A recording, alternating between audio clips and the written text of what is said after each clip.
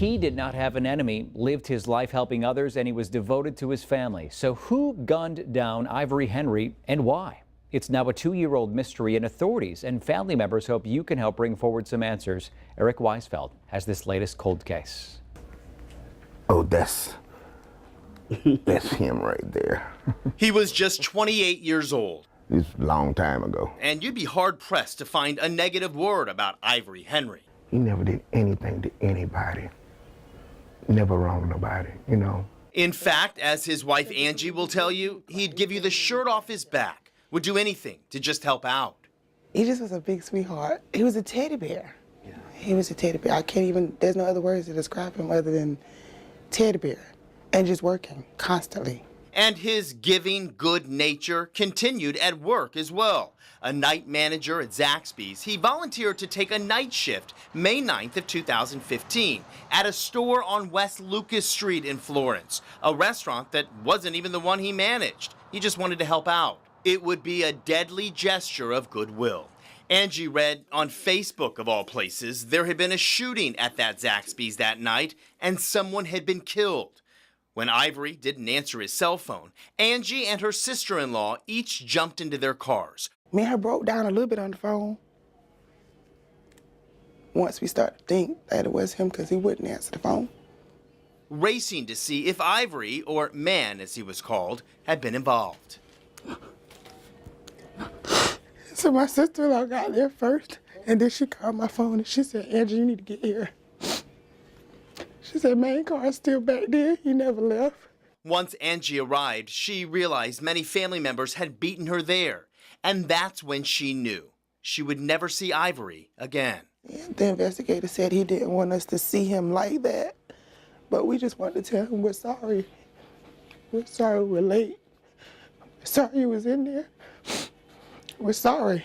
For more than 2 years, Ivory's family has been dealing with his loss and trying to get answers. Who would rob the store and take things a step further, shooting Ivory twice until he was dead? How did they get into the restaurant? At this point, we believe that the back door was unlocked or that Mr. Henry may have actually let him in. So it could be a possibility that he may have some way known the person? Yes.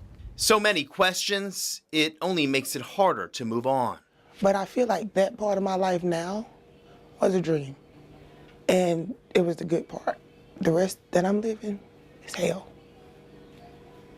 But I just continue to push for them. Them? Oh, you see, Ivory wasn't just a husband, a nephew, and a son. He looks just like him. When he was little, he looked just like that. He was also a father, ×4. His youngest was 4 when he passed. Reminders pop up daily of Dad, like the time his daughter took part in a spelling bee and needed his help. And it was one word she couldn't spell. It was onion. And she kept saying UN. And the third time she said, hold up, can I start over? And they said, yeah, sure. She said, ONION.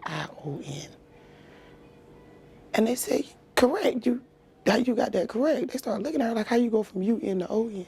She said, my daddy taught me that the phonics sounds are different. And she walked off stage. As the family is forced to move on, they aren't all convinced this case will ever be solved. Only thing we can do as a family is just pray, you know? But they say they'll continue to keep Ivory's memory alive in hopes one of you will find the nerve to come forward. If anybody out there looking at this story, if they can remember anything, whether it's in South Carolina or wherever, because the person could be anywhere, you know? And hopefully if someone see this story, they might come forth with something to help us out. Angie takes her feelings a step further. She wants the killer to know just how they've turned her life upside down. That person that you think you took, you didn't just take somebody that worked at Zaxby's. You didn't just take another person off the street. You took somebody who wanted to change the world. You took somebody who loved his kids, his family more than anything. You took my soulmate. Investigators say people of interest were given polygraph tests. They have no suspects at this point. Surveillance video from the truck stop across the street shows the last employee left that store at 1:20 in the morning.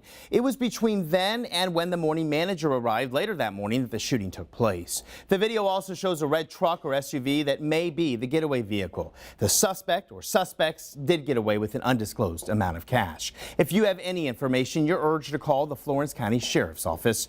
In the studio tonight, I'm Eric Weisfeld, WMBF News.